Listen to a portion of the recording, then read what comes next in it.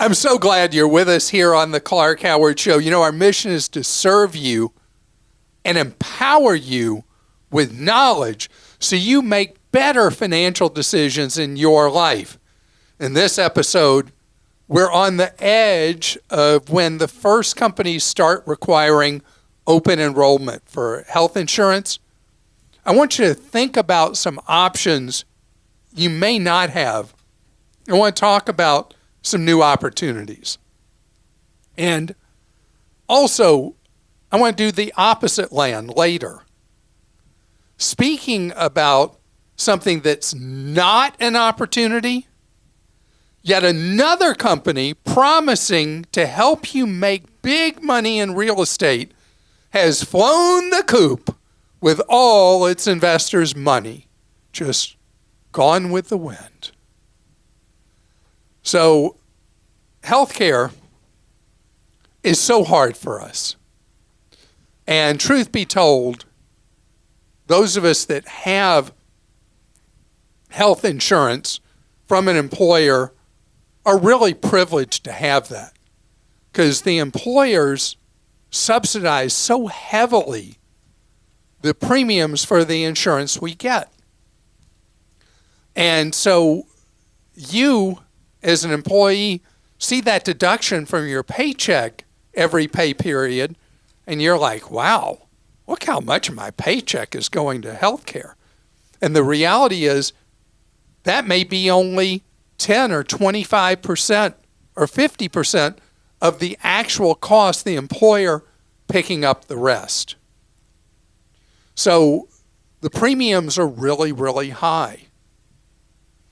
But the funny thing is, you and I, with the portions we pay, most of us are paying more than we should, because the truth is we would save more money, most of us, in an HSA eligible high deductible plan than in the traditional insurance plan, PPO or whatever they call it, that is the normal alternative that people have in a plan at work. Look closely at what you've spent as an individual or as a couple or as a family in your employer health plan, what you've had to go, how many times you've been to the doctor, or what you've had done, or all that. What did all that cost? And you'll find that quite often you're overpaying for the health coverage you have for the amount of medical services you're actually using in a typical year. Because with an HSA plan, you're eligible for the negotiated discounts that the insurer has negotiated with providers, but you're paying that negotiated discount level out of your pocket, which is what terrifies people because of the what if. That's why you got to look and see how much or how little you've used medical services. Because with an HSA eligible plan, a high deductible plan that's HSA eligible, I guess I should say, it triggers you being able to open the best savings plan offered in America, the HSA account, health savings account, that allows you to put money aside pre-tax, have it build up tax-free all through the years.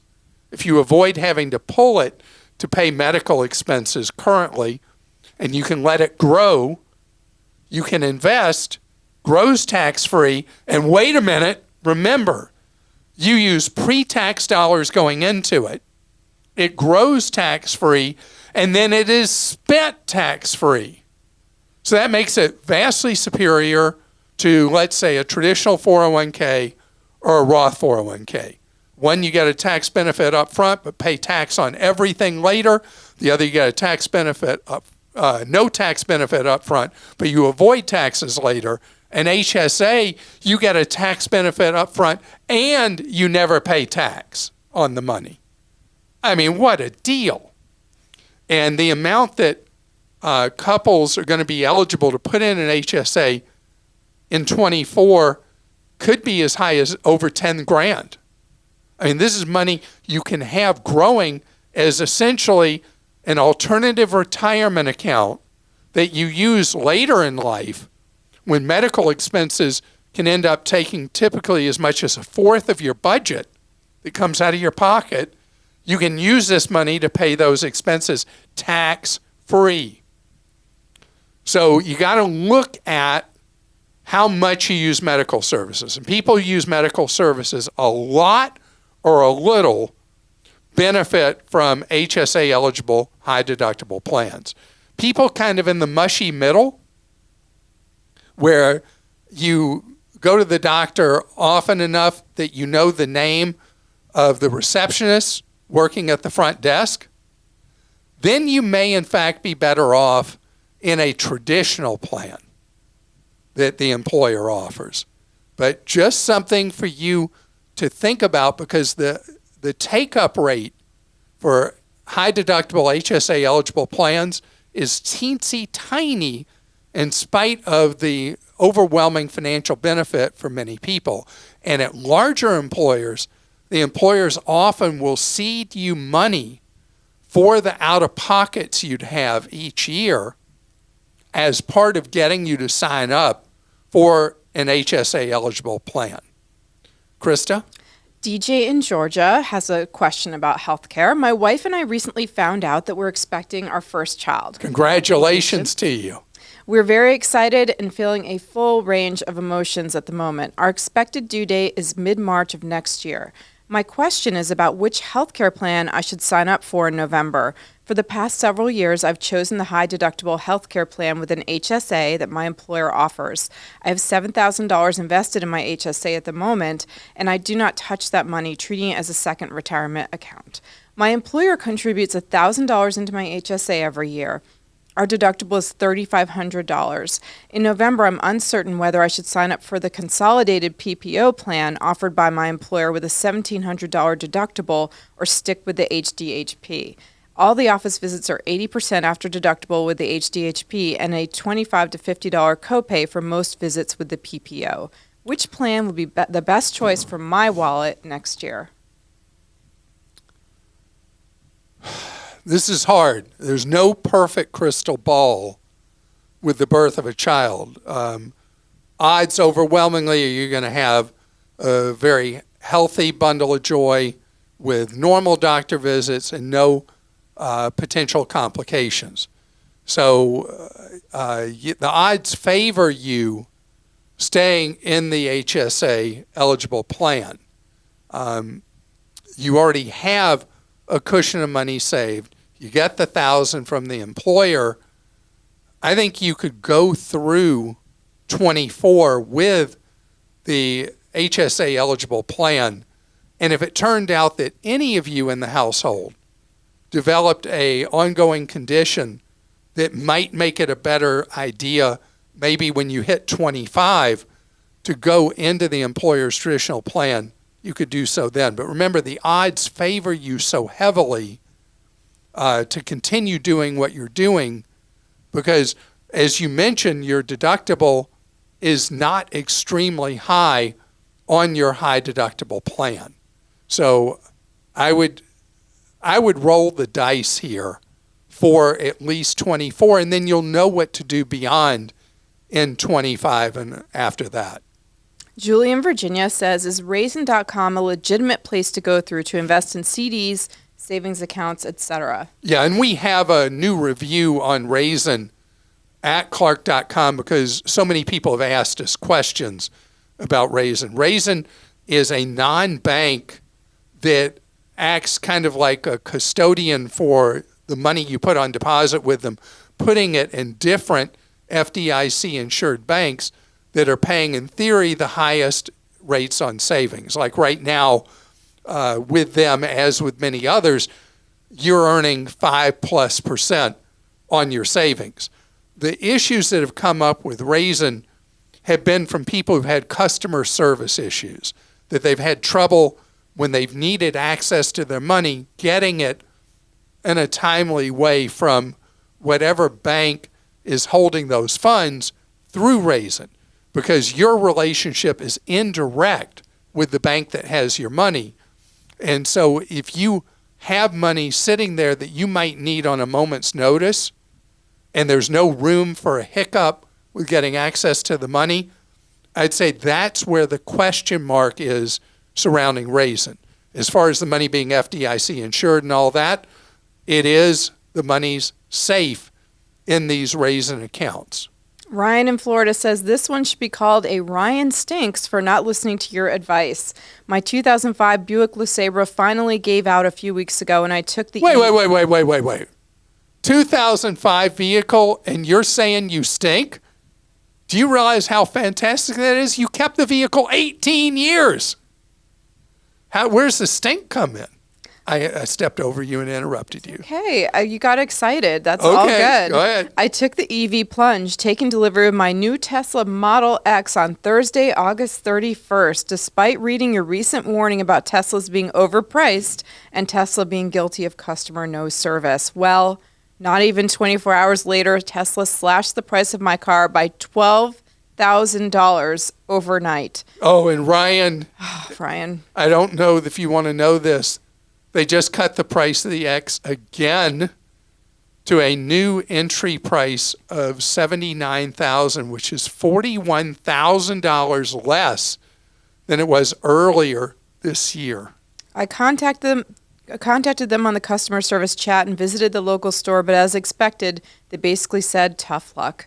Fortunately, I did follow your 48-month auto loan rule, and I will be fine. But man, does it sting. I wanted to share my experience to reiterate to your other listeners that when Clark says his crystal ball is clear, heed his advice. Thank you for all you do. Well, okay, so Ryan, first of all, there are times I'll say I have a clear crystal ball on something, and I'll still be wrong.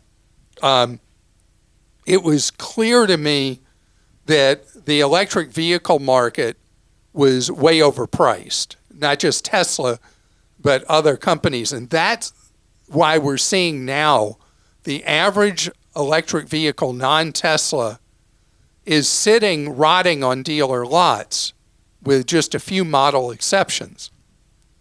Because the manufacturers priced them way too high, thinking they had a hot thing there. And now people aren't even looking at them because they were priced too high.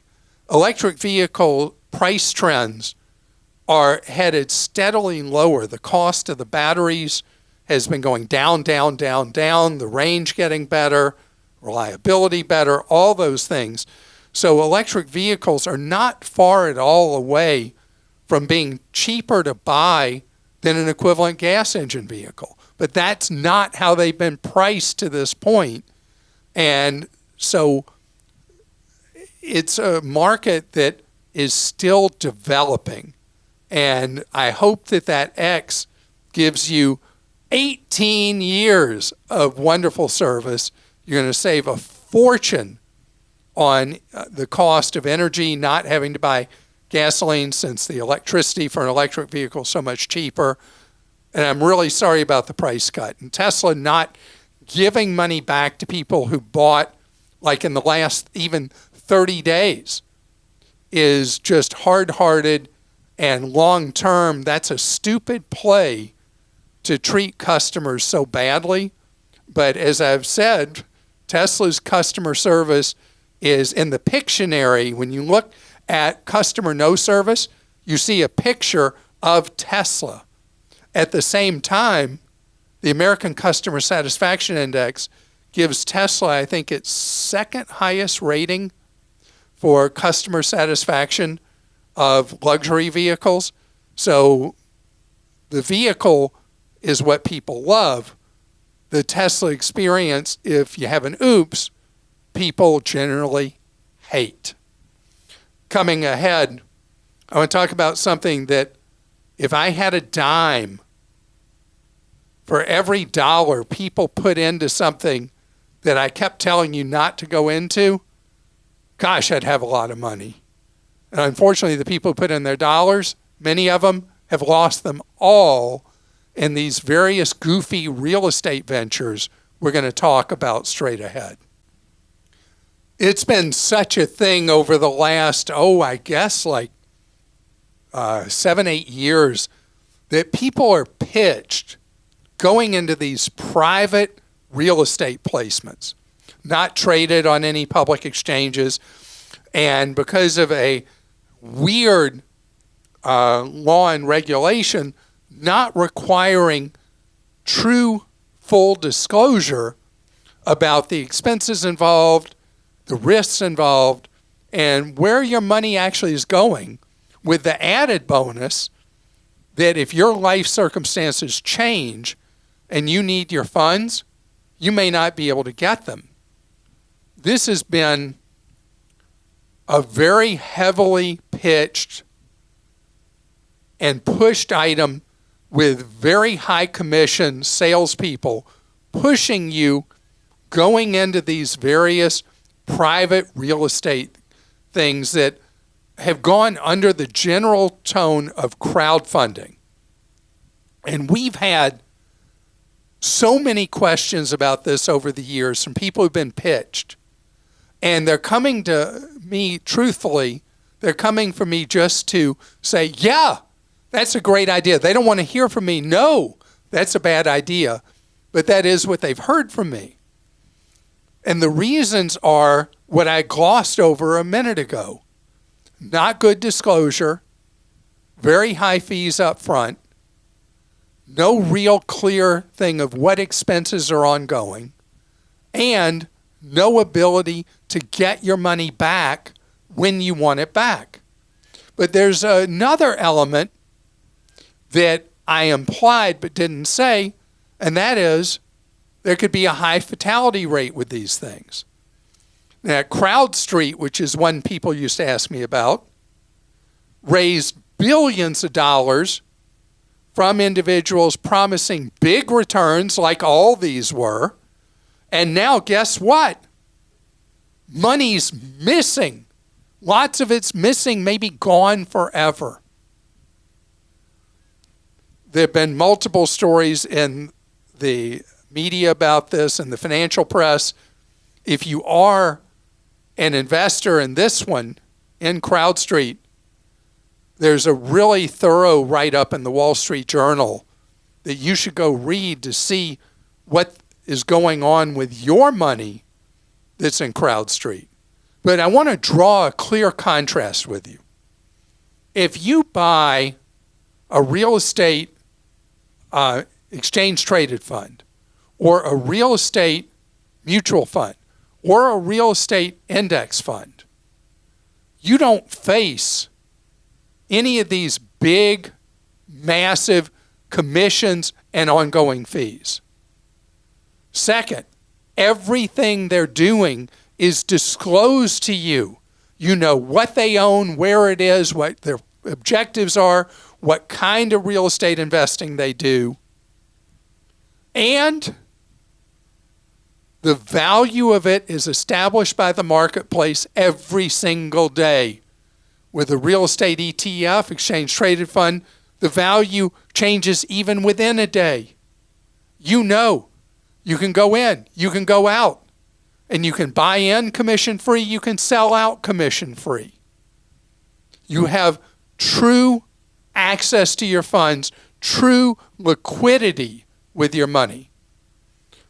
I freak out at private placements. Why do I freak out? Because of all those things I've said. No true disclosure. A lot of fees on top of fees on top of fees. And a very high risk that you're going to lose your money. And the reality is there are lots of bright people who can make money in investments, lose money in investments, real estate, certain sectors. Imagine you bought into a fund that is investing in office buildings. Office buildings looked like a great thing in February of 2020. And then what happened? March of 2020, COVID. The office market is dead, dead, dead. Foreclosures happening all over the country. So it wouldn't matter where you went into a real estate fund investing in office buildings, you're hurting for certain. But the reality is you would have known what you were in, and if you wanted to bail, you could have bailed at whatever the market price was in a publicly traded real estate fund. In a crowdfunded real estate thing, you're their prisoner, and you get out when they say you can get out. You pay the fees they tell you have to pay. And this same theme you'll hear from me with private placements of all different types, not just real estate. Christa? All right, this question's from Michael in New York. I recently attempted to close out a HELOC from a credit union, as Clark often recommends. While I paid off the balance, noting confirmation of $0 left, I was told that if I wanted to close the loan, I would have to pay the credit union over $400 for municipality fees associated with removing the potential property lien that secured the HELOC. This seems inordinate. Is it something I have to do, or should I just let the account stay at $0? Thanks, Clark and team, for all you do. So I don't really understand the $400 junk fee, but I don't want you closing the HELOC anyway. The fact that this put a yellow flashing light in front of you is actually good in this case. Having that open and available line is good for a number of reasons. One, it shows active credit line that is aging with good payment history on it that's really good for your credit score. There are certain situations where having a standby home equity line of credit, if something went wrong with your house or something like that, that you have access to funds that are there to improve your home. So the home equity line of credit, I'm guessing since it's a credit union, has no ongoing annual fees or administrative fees other than this junk fee to close it. I would leave it open. It's to your benefit. This is a follow-up. You were talking about car warranty, extended warranties the other day. Joe in Florida says, I have a tip. Clark mentioned if you purchase a car warranty, you should purchase the manufacturer's warranty. What he did not say is that not all dealerships sell the manufacturer's warranty for the same price. I've purchased both Toyota and Honda warranties from dealerships that sell it at a lower price than the dealerships I purchased the car from. I recently purchased a new Toyota Corolla. The dealership wanted to sell me their most complete, no-deductible manufacturer's warranty for $2,400 plus tax. I did a Google search, found a couple of dealerships through some Toyota blogs that sell the warranty at a discount with no tax. I purchased it for less than $1,500. Saving $900 plus. Yep. Another tip for purchasing cars is to do a Google search for the brand and no dealer fees. I live in Florida. I found a Toyota dealership 4 hours from my home that sold me a car for MSRP and charged no dealer fees and sold me the car with only the features I wanted. I know these tips work for Honda and Kia.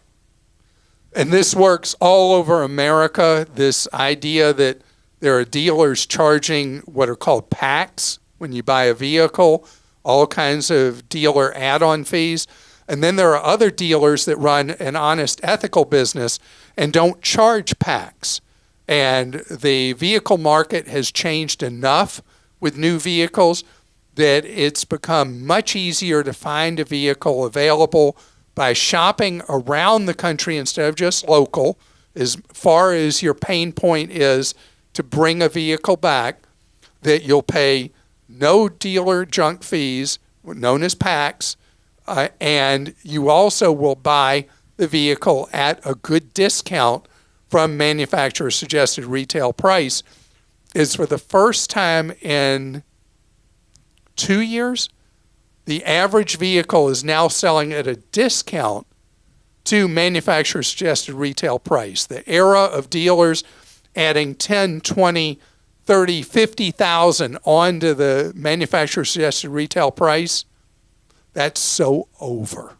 Steve in Georgia says, I'm very fortunate to work for a Fortune 500 company that provides me with $15,000 in RSUs every year. This has added up to quite the nest egg over time. That's restricted stock units, right? Yeah. That's what that stands for. With my company being part of the You've dividend... had those before, haven't you? No? No? Okay. With my company being part of the Dividend Aristocrat stock group, am I okay leaving everything where it is, or should I consider diversifying this into an index fund.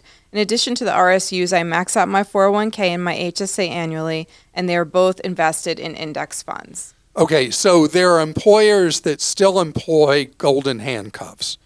They may do it for a specific group of employees or key employees where they offer them a preferential ability to have options to buy company stock. The stock is restricted a number of ways, is required either by that corporation or under law. And this is an opportunity for people who are considered to be valuable to the company to get a deal from the employer on the stock.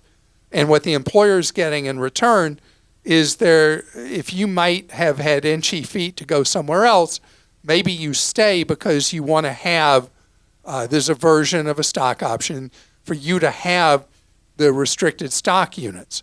So the question that you asked really depends on how much of your investment pool is now in these exercise restricted stock units.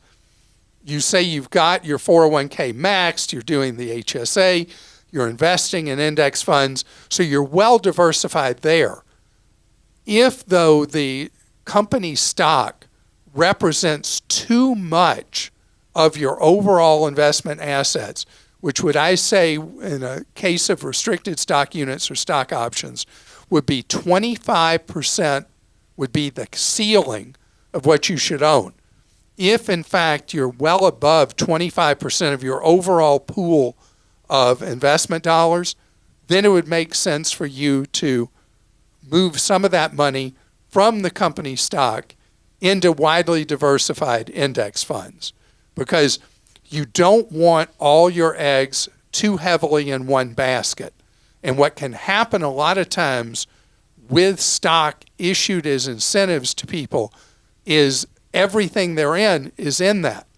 And so if that company's fortunes, even though it's a big dividend payer now, I could talk about a number of companies that have shown, AT&T, that the long-term value of owning that stock is not necessarily there, even though at one time it was considered to be as safe as anything you could go in. So that's why diversifying away from being too heavily in the company stock of the company you work for is a key safety strategy for long-term financial security. And I hope you've enjoyed today's podcast. I hope you will check out our other content available. Man, we work so hard in everything we do to give you advice, information, guidance that you can put to work in your life that's actionable to improve your personal financial picture. I want you to be able to make smart decisions with your wallet. And we're in so many places, newsletters, Clark.com, ClarkDeals.com, YouTube, our YouTube content growing, as is our audience on YouTube, TikTok, Facebook, Instagram. I mean, think about on TikTok, I give you absolutely fantastic financial advice in 3 seconds. Not really. But the idea is wherever you want to be reached, we're going to be there to serve you. And I hope you have a great day.